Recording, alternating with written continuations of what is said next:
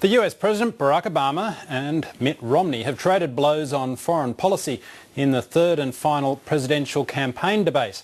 During the internationally televised event in Florida, President Obama accused his Republican opponent of proposing wrong and reckless policies. But Mitt Romney accused the incumbent of allowing a rising tide of chaos to sweep the Middle East. I look around the world, I don't see our influence growing around the world. I see our influence receding, in part because of the failure of the president to deal with our economic challenges at home, in part because of our withdrawal from our commitment to our military in the way I think it ought to be, in part because of the turmoil with Israel.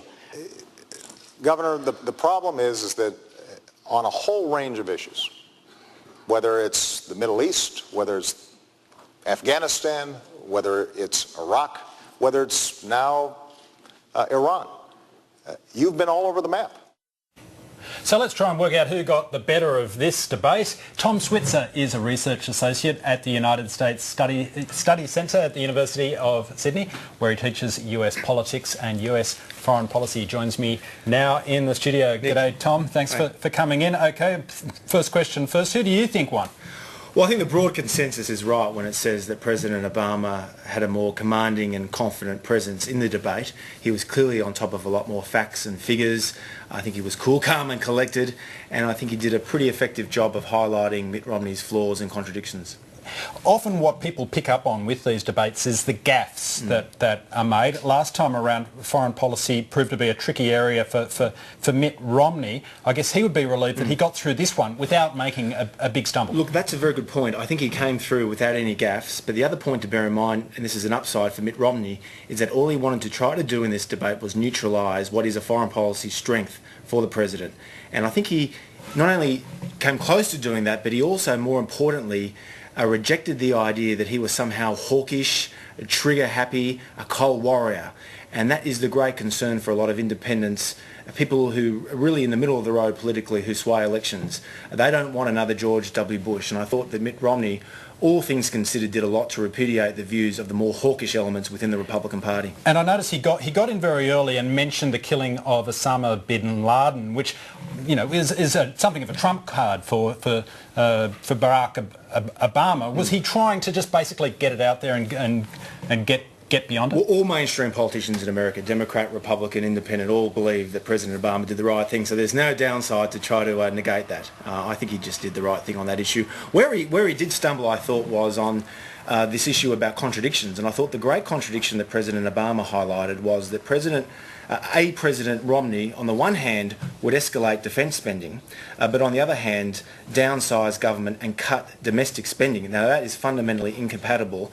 To the extent that that resonates with a lot of those independents, it could be a crucial issue.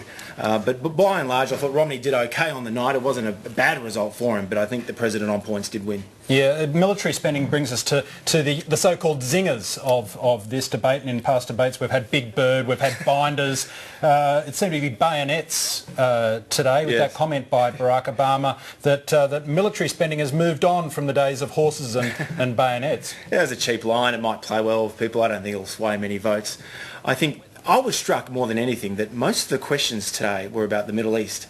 Afghanistan, Iran, Israel, Egypt, all these countries in the Middle East. 75 minutes into a 90-minute debate, only China came up.